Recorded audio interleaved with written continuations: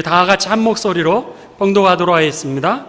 바울이 밀레도에서 사람을 에베소로 보내어 교회 장로들을 청하니 오매 그들에게 말하되 아시아에 들어온 첫날부터 지금까지 내가 항상 여러분들 가운데서 어떻게 행하였는지를 여러분도 아는 바니 곧 모든 겸손과 눈물이며 유대인의 관계로 말미암아 당한 시험을 참고 주를 섬긴 것과 유익한 것은 무엇이든지 공중 앞에서나 각 집에서나 꺼리낌이 없이 여러분들에게 전하여 가르치고 유대인과 헬라인들에게 하나님께 대한 회개와 우리 주 예수 그리스도께 대한 믿음을 증언한 것이라.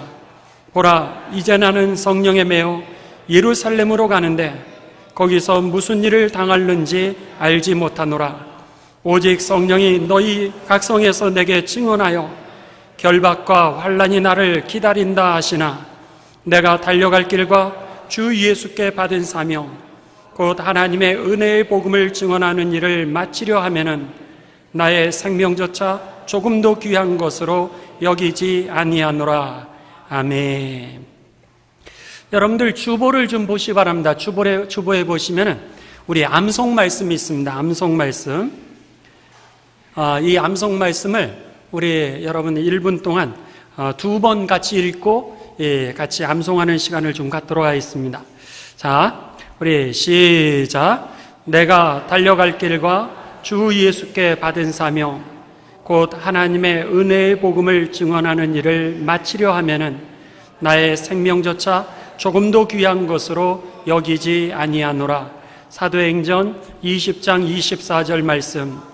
내가 달려갈 길과 주 예수께 받은 사명 곧 하나님의 은혜의 복음을 증언하는 일을 마치려 하면은 나의 생명조차 조금도 귀한 것으로 여기지 아니하노라. 사도행전 20장 24절 말씀. 아멘. 자, 이제 소리 내어서 여러분 1분 동안 집에 가서 외우겠다 이렇게 생각하시면 여러분 제가 본 적이 없습니다. 그러니까는 지금 여러분 같이 소리 내어서 이렇게 뜻을 의미하시면서 우리 같이 암송해 갑니다. 시작. 내가 달려갈 길과 주 예수께 받은 사명 곧 하나님의 은혜의 복음을 증언하는 일을 마치려 하면은 나의 생명조차 조금도 귀한 것으로 여기지 아니하노라. 사도행전 20장 24절 말씀. 내가 달려갈 길과 주 예수께 받은 사명 곧 하나님의 은혜의 복음을 증언하는 일을 마치려 하면은 나의 생명조차 조금도 귀한 것으로 여기지 아니하노라. 사도행전 20장 24절 말씀.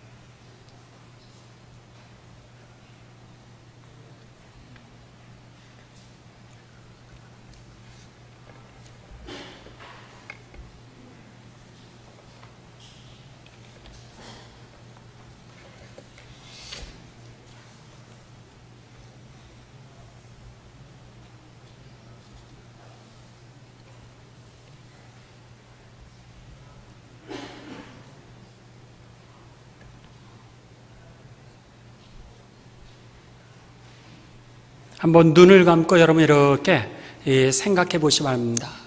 내가 달려갈 길, 앞으로의 삶이라고 하는 얘기죠. 주 하나님께 은혜를 받은 일들 어떤 일인가 여러분 다시 한번 생각해 보시기 바랍니다.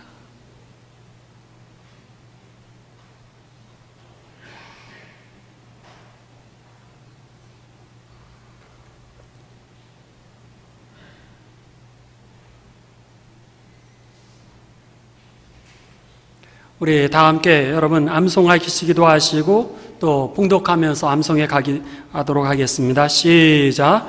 내가 달려갈 길과 주 예수께 받은 사명 곧 하나님의 은혜의 복음을 증언하는 일을 마치려 하면은 나의 생명조차 조금도 귀한 것으로 여기지 아니하니라. 사도행전 20장 24절 말씀. 아멘. 오늘 본문 말씀은 이제 사도 바울의 이 제자도에 관한 그런 말씀입니다. 여러분, 제자라고 하는 말 많이 들으셨을 겁니다. 도대체 제자는 어떤 사람이 제자인가, 또 제자의 길을 걸어간다라고 하는 것이 도대체 어떤 것인가라고 하는 것이 오늘 본문의 말씀입니다. 우리가 이제 지금 성경학교를 하고 있습니다. 성경학교를 하고 이번 주간에는 특별히 청소년부, 그 다음에 청년부가 동시에 합니다.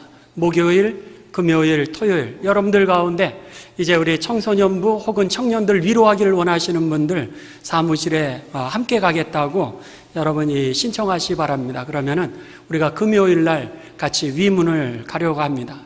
그랬는데 이 여름 성경학교라든지 수련회라든지 캠프를 왜 하는가 이렇게 생각해 본다면은 여러분, 제자를 양육하기 위해서입니다. 우리들이 주일날 예배를 드리고 학생들이 그 하나님의 말씀을 듣는 것은 1시간밖에 되지 않습니다. 그럼 1년에 52주입니다.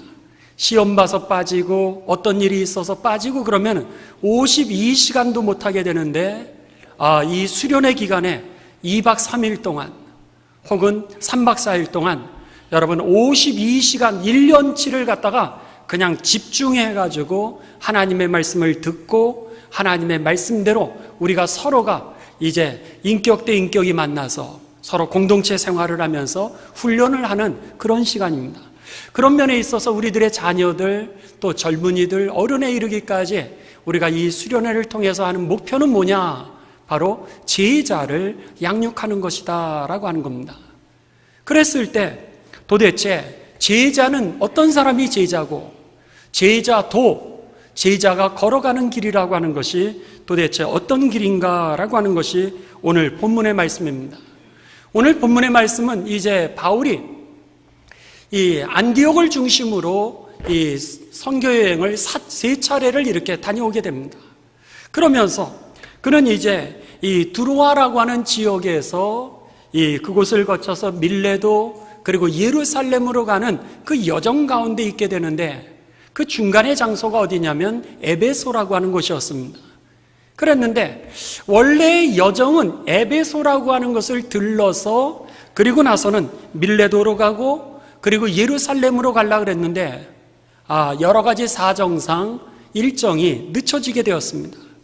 그래가지고는 예루살렘의 오순절에 들어가서 예배를 드리고 복음을 전하려고 하는 그 스케줄에 맞추기 위해서 그는 에베소를 배를 타고서 건너뛰게 됩니다.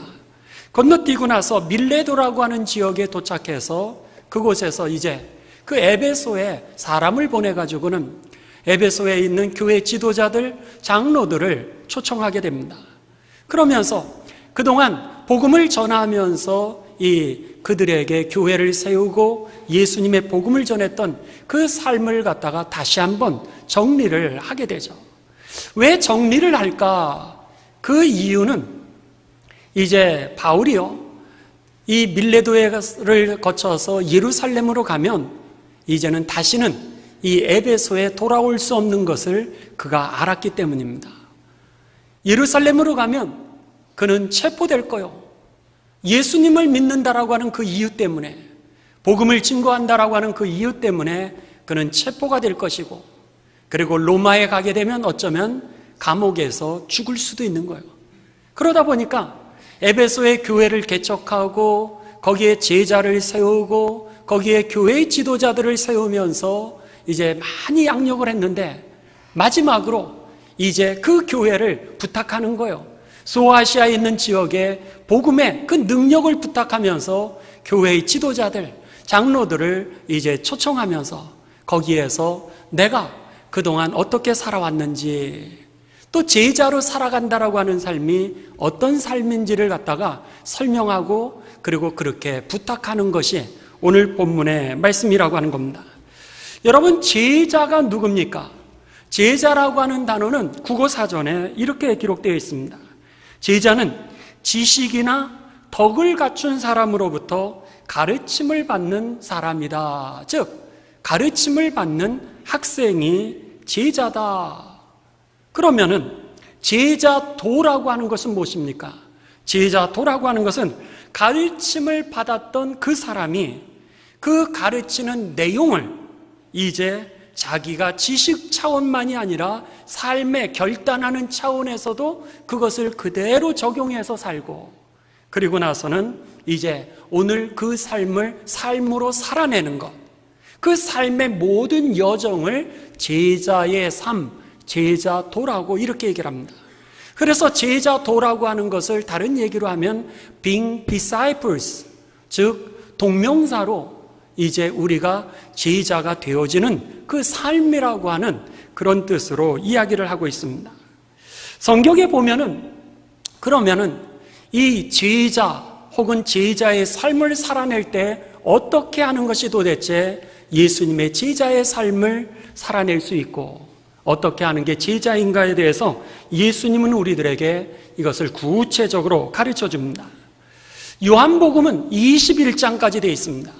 그런데 21장까지 되어 있는데 예수님께서 제자란 어떤 사람이고 제자는 어떤 삶을 살아야 되는가에 대해서 1장과 15장에 예수님이 말씀을 하십니다. 그리고 나서 예수님도 이제는 다시는 제자들에게 더 이상 그 제자에 대한 이야기를 하지 못하고 그리고 나서는 십자가에 달려 돌아가시게 돼요.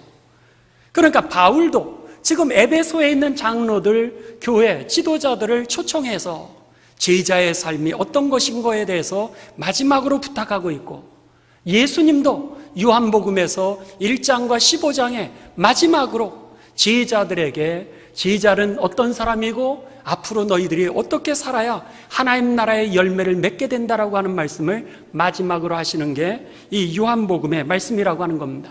한번 여러분 제자가 어떤 삶인지 예수님이 말씀하시는 것을 좀 보시도록 하겠습니다. 자, 요한복음 1장 36절 찾으시기 바랍니다.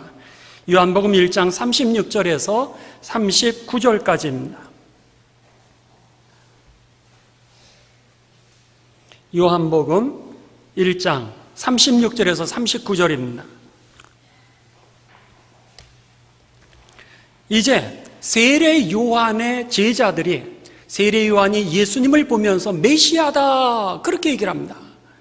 그래서 하나님의 어린 양이다, 메시아다 이렇게 가르쳐 주니까 세례 요한을 따르던 그 두 제자가 예수님을 따라가게 됩니다. 자, 36절부터 시작. 예수의 거니심을 보고 말하되 보라 하나님의 어린 양이로다. 두 제자가 그 말을 듣고 예수를 따르거늘 예수께서 돌이켜 그 따르는 것을 보시고 물어 이르시되 무엇을 구하느냐 이르되 랍비요 어디 계시오니이까 하니 랍비는 번역하면 선생이라.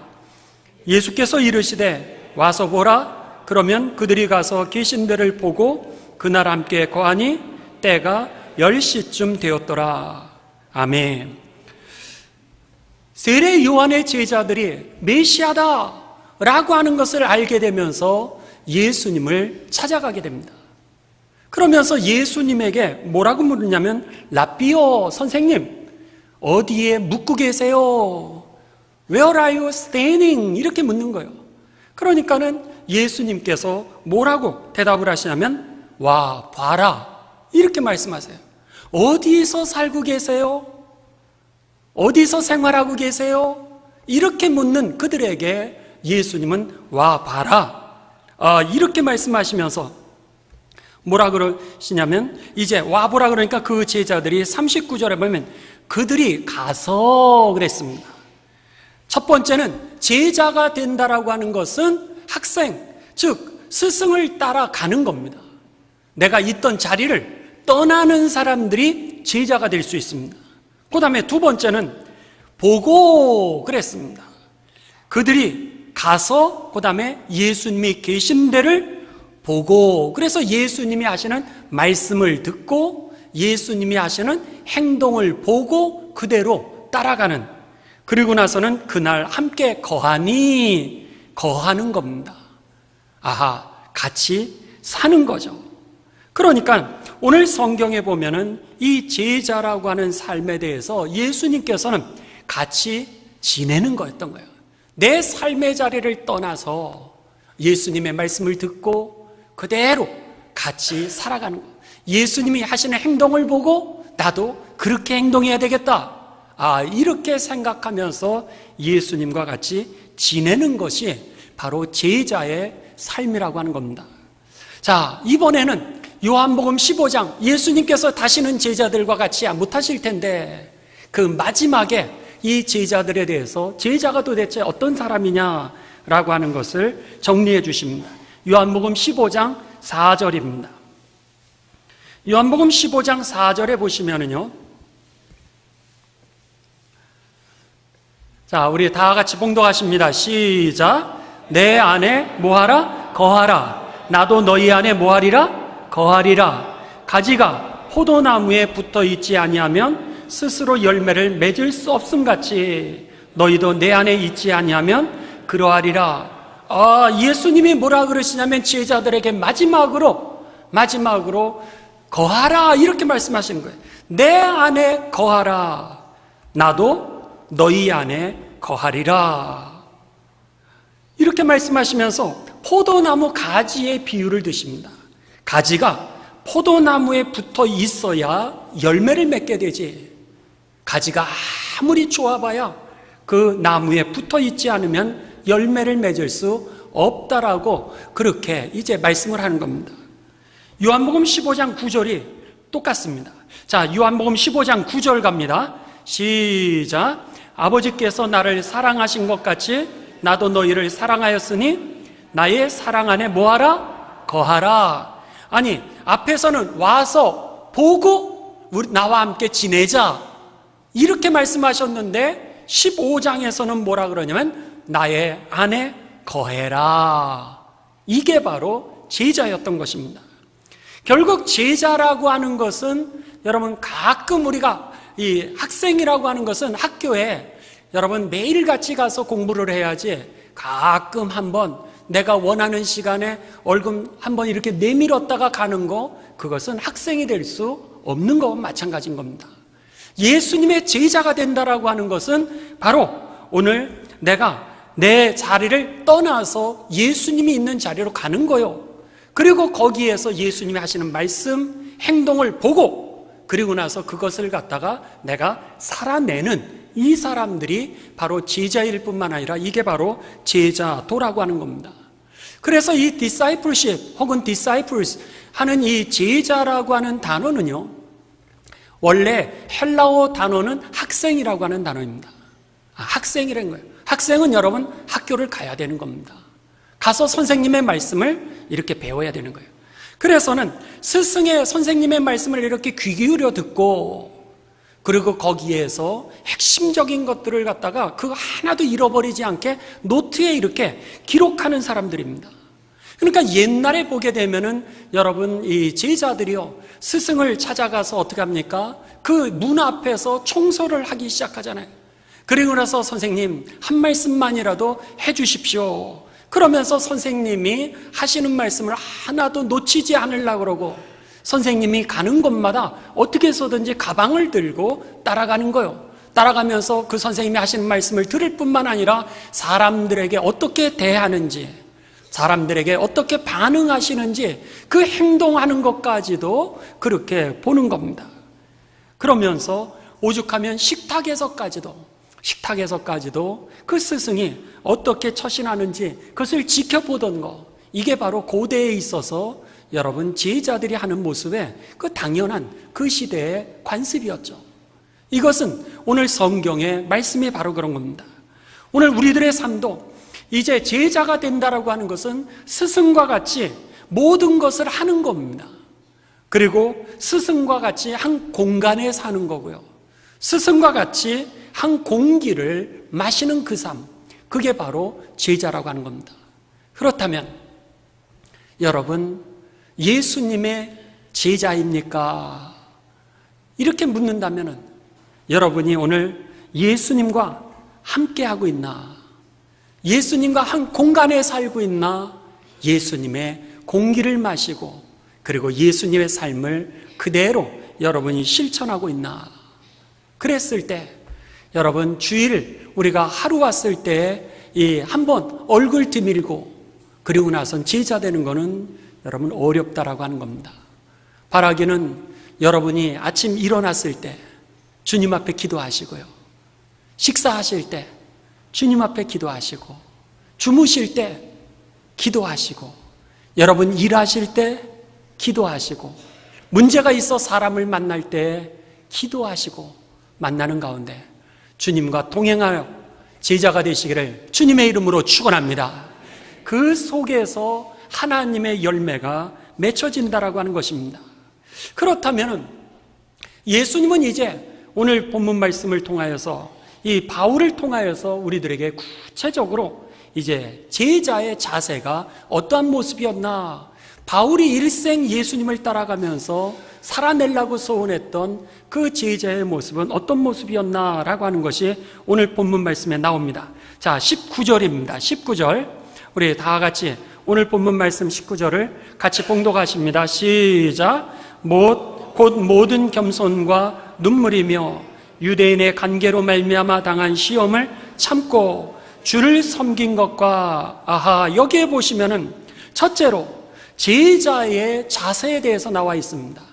바울은 자신의 삶에 어떻게 살라고 애를 썼는지 첫 번째는 겸손이라 그랬습니다. 제자의 첫 번째 자세는 겸손이라고 하는 겁니다.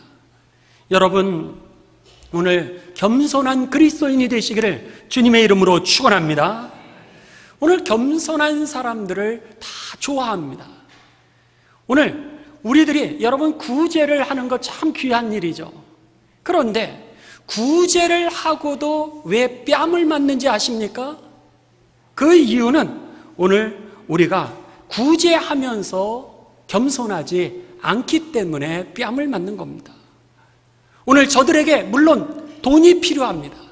우리가 도움을 주는 그런 도움이 필요한 건 사실입니다. 그런데 저들이 돈도 필요하고 저들이 물건도 필요할 수도 있지만, 그렇지만 우리의 교만은 싫다고 하는 겁니다.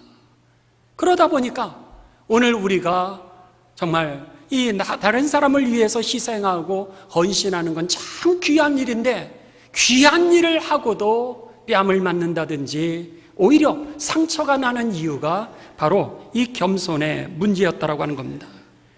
아무리요 여러분 어린아이라 할지라도 우리들이 그 어린아이에 대해서 이제 겸손하지 않으면은 어린아이도 화를 냅니다. 우리들이 생각했을 때 조금 저 사람이 약자라고 생각했다 할지라도 여러분 그를 갖다가 높이지 않으면은 그도 여러분 화를 냅니다. 그거는 누구나 동일한 겁니다. 나도 그렇게 대우를 받기를 원하는데 오늘 성경은 우리들에게 그런 겁니다. 너희가 나무에 가지가 이렇게 붙어 있어야 된다는 거예요. 가지가 붙어 있을 때 거기에 열매를 맺게 되는 것인데, 만일 붙어 있지 않으면은 아무리 능력이 있어도, 우리가 아무리 세상에 지식이 많다 할지라도 여러분 열매를 맺을 수가 없습니다. 하나님의 나라의 열매를 맺을 수 없는 거예요. 왜냐하면 예수님께서는 우리들에게 뭐라고 말씀하셨어요? 마태복음 11장 29절에 보면 나는 마음이 온유하고 겸손하니 내 멍에를 메고 내게 와서 배우라, 이렇게 말씀하셨습니다. 아하, 예수님은 우리들에게 어떤 제자의 멍에가 뭐냐, 제자의 짐이 뭐냐, 제자가 어떻게 살아가기를 원하시느냐, 바로 온유하고 겸손하라, 그렇게 말씀하셨습니다. 그 멍에를 맬 때에 놀랍게도요, 그리고 나서 마태복음 11장 29절에 그리하면 너희의 마음이 쉼을 얻으리라, 이 얘기는 뭐예요? 너희가 기쁨을 얻으리라, 이런 말씀입니다. 그런데 쉬운 번역 성경은 이것을 어떻게 번역했냐면 너희의 영혼이, 너희의 믿음이 쉼을 얻게 되리라, 이렇게 말씀했습니다. 우리의 마음도 행복하고 다른 사람의 마음도 행복하고, 우리가 섬기면서 다른 사람을 구원하고 또 다른 사람뿐만이 아니라 내 영혼이 하나님에게 기쁨을 얻기 위해서는 무엇을 결단해야 되냐면 다른 사람을 도와주되 겸손하게 저들을 섬기게 되시기를 주님의 이름으로 축원합니다.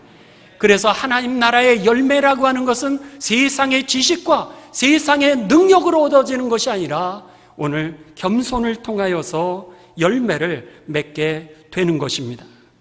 두 번째는 바울은 뭐라 그러냐면 이제 눈물이다 그랬습니다. 그리고 여기에 보시면 겸손이라 그러면서 뭐라 그랬냐면 모든 겸손이다 그랬습니다. 한 가지, 두 가지만 겸손한 게 아닌 겁니다. 그게 아니라 항상이라고 하는 겁니다. 항상 무슨 일을 하든지, 여러분 참 나에게 이득이 되는 사람을 만나든지, 아니면 내가 도와줘야 되는 사람을 만나든지, 교회에 계시든지 아니면 직장에 계시든지, 아니면은 여러분 어디에 있든지 간에 무슨 일을 하든지 간에 모든 일에 겸손하게 되시기를 주님의 이름으로 축복합니다. 결단이 필요한 거예요. 제자는 예수님 자기의 자리를 떠난다라 그랬습니다. 그런 것처럼 바울도 오늘 내가 겸손하려고, 그것도 모든 일에 겸손하려고 애를 썼다라고 그렇게 고백을 합니다. 그 다음에 두 번째는 눈물이다 그랬습니다. 제자도의 두 번째 자세는 뭐냐? 눈물이다 그랬습니다. 여러분, 눈물이 언제 나죠? 다른 사람을 위해서 우리가 사랑할 때 눈물이 나게 됩니다. 그래서 우리가 다른 사람을 위해서 기도하잖아요? 그러면은 사랑하는 마음이 있으면은 눈물이 나게 돼 있습니다. 내 마음 가운데 다른 사람에게 내가 긍휼히 여기는 마음이 있으면은 여러분 거기서 눈물이 나게 됩니다. 그런데 내 마음에 사랑이 없게 되면요, 여러분 우리가 다른 사람을 위해서 기도해도 눈물이 나지 않습니다. 우리가 다른 사람을 긍휼히 여기는 마음이 없으면은 여러분 그 도움을 받는 사람이 감동이 없다라고 하는 겁니다. 그러니까 이 눈물이라고 하는 것은 사랑한다는 표현이고 또 내가 긍휼히 여긴다라고 하는 그런 마음이죠. 오늘 제자가 된다, 다른 사람을 구원에 이르게 하는 능력은 여러분 사랑하는 마음이요, 그리고 저들을 긍휼히 여겨서 은혜 가운데로 인도하기를 원하는 그 마음을 통하여서 여러분 그들이 구원에 이르게 된다라고 하는 사실이 저와 여러분에게 들려지게 되시기를 주님의 이름으로 축원합니다. 그 텔레비전에 보시면은 여러분 이 배우들이 얼마나 잘 우는지 모릅니다. 그걸 보고 있으면 나도 눈물이 날 지경이에요.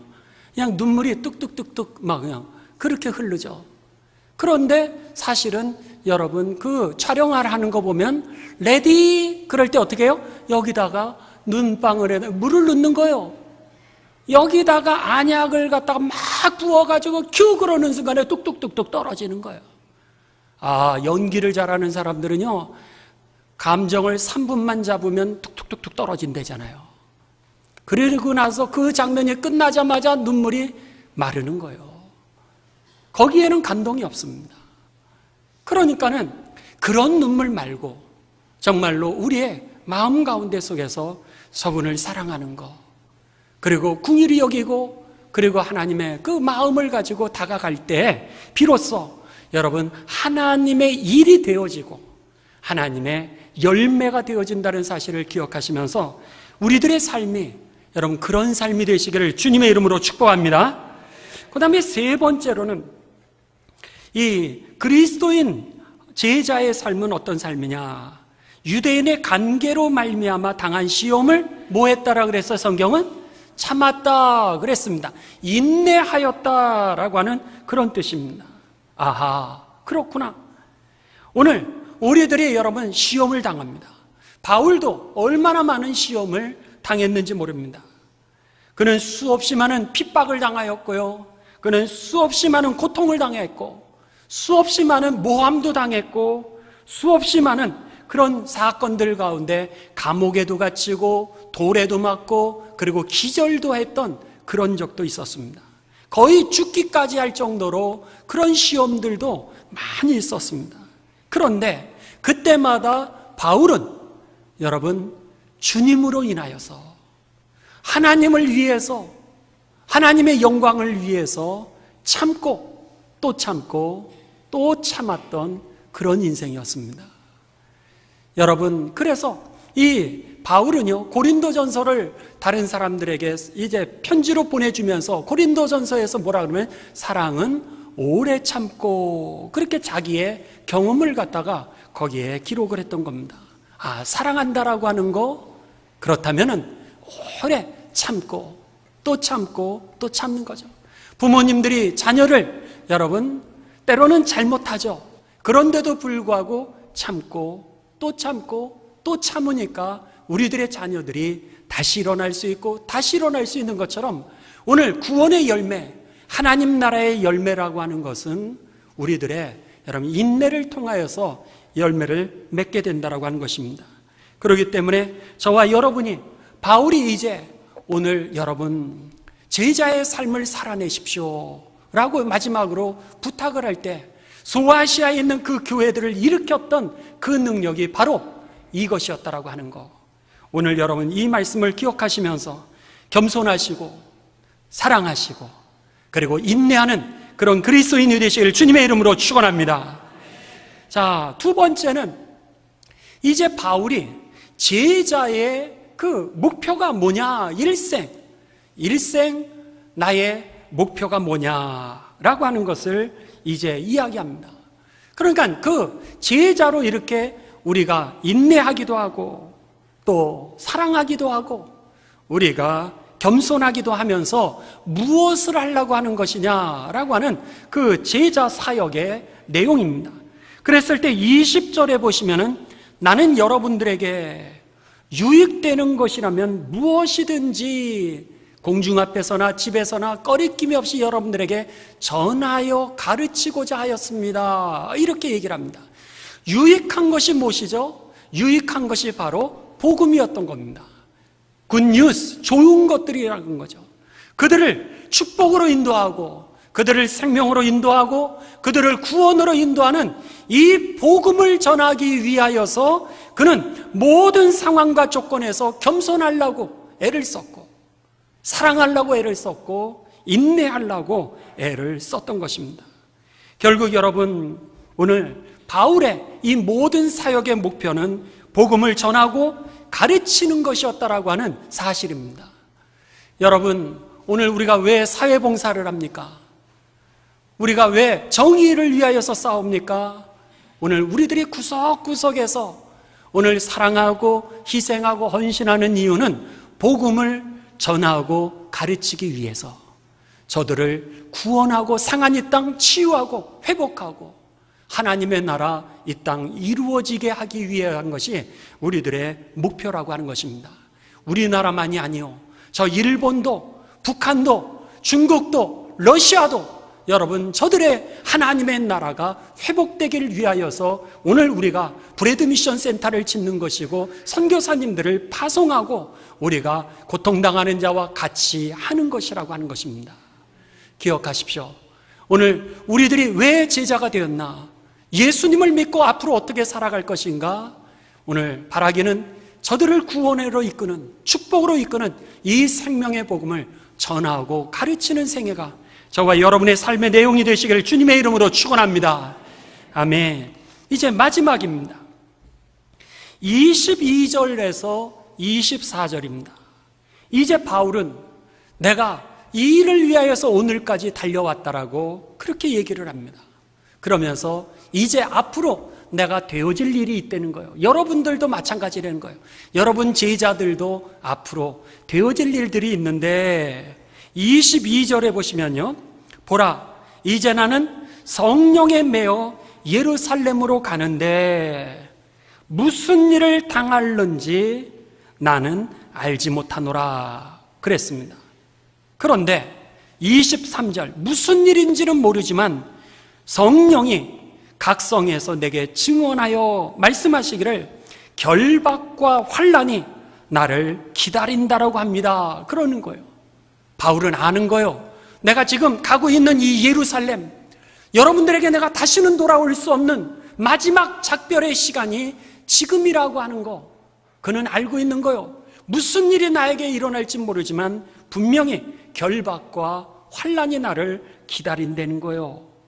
그런데도 불구하고 그 성령이 나를 이끄시니 어떻게 하겠냐는 거예요.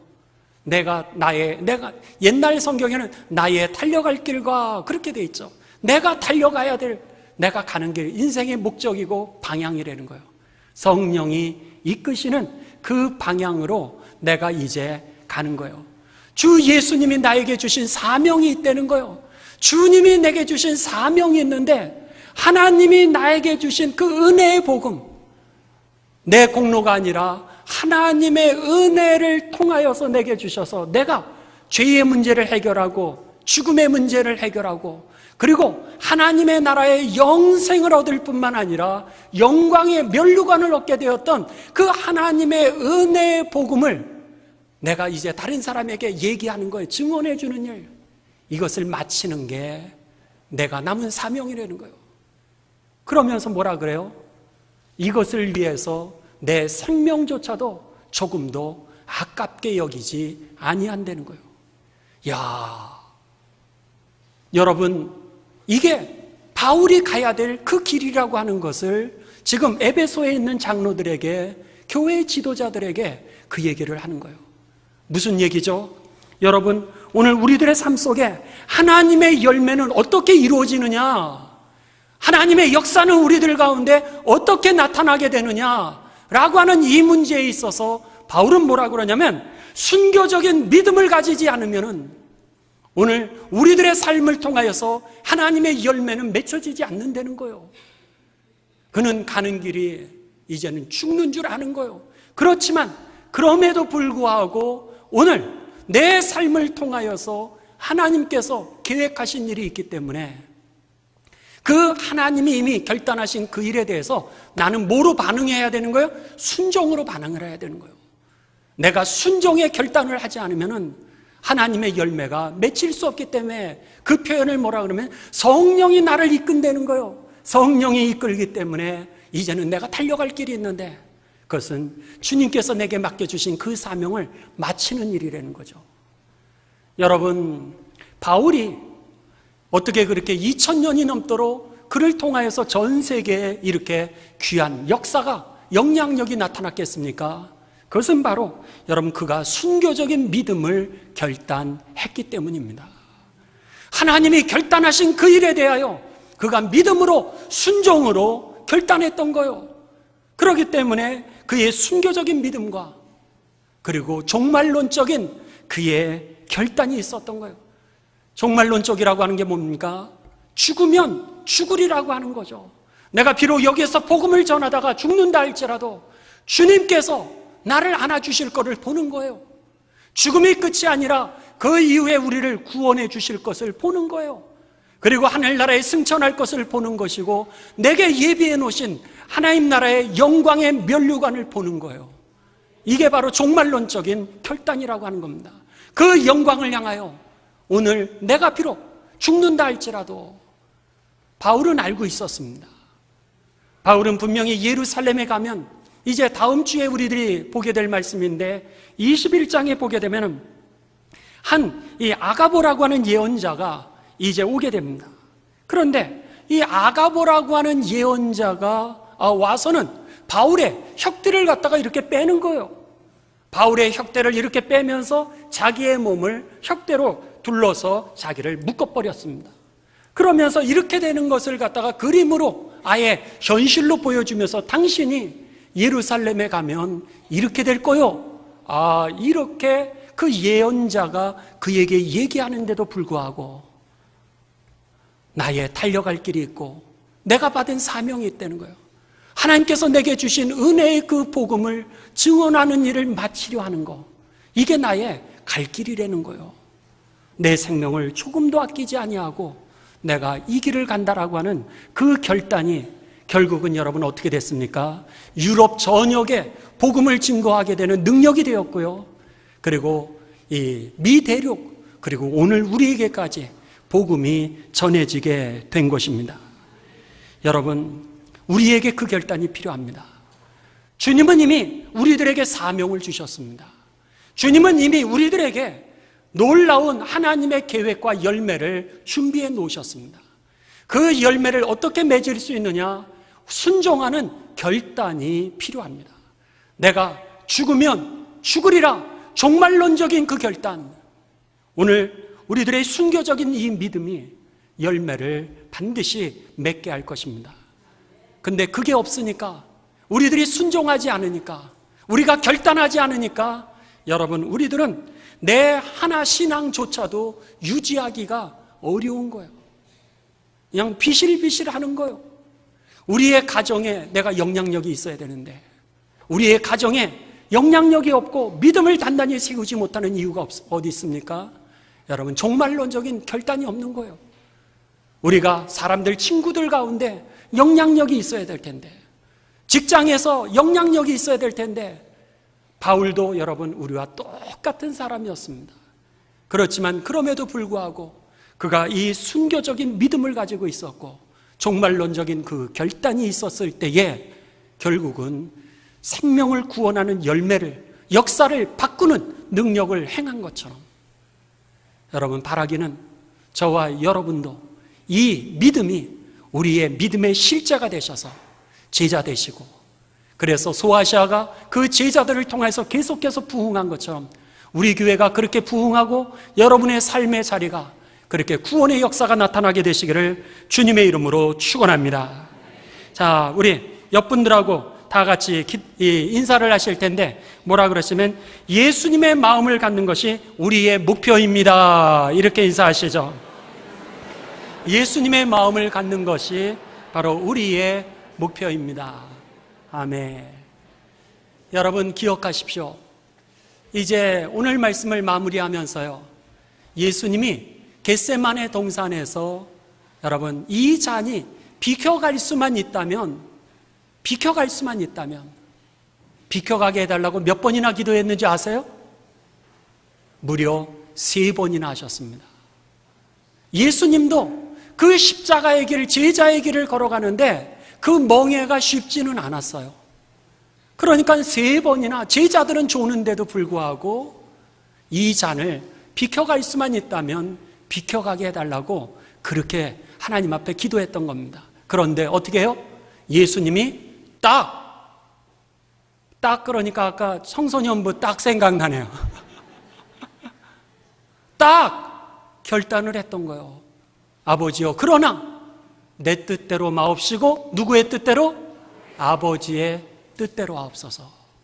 그 결단을 통하여서 우리에게 구원이 임하게 됐고요, 우리가 죄를 이길 수 있는 능력이 생겼고요, 사망의 권세가 깨졌다라고 하는 것입니다. 그래서 우리가 생명을 얻게 되었고 구원을 얻게 되었고 하나님의 자녀가 되었던 거예요. 여러분 결단하십시오. 오늘 내가 제자가 되겠다, 내가 정말 겸손하겠다, 사랑하겠다, 인내하겠다, 그리고 누구를 만나든지 내가 복음을 전하면서 내가 끝까지 이 복음을 전하는 일을 위하여 생명을 드리겠다라고 결단하는 가운데 이 바울의 축복된 열매의 삶이 바로 저와 여러분의 그 삶이 되시기를, 일생이 되고 후회 없는 삶이 되시기를 주님의 이름으로 축원합니다. 주님의 이름으로 축원합니다.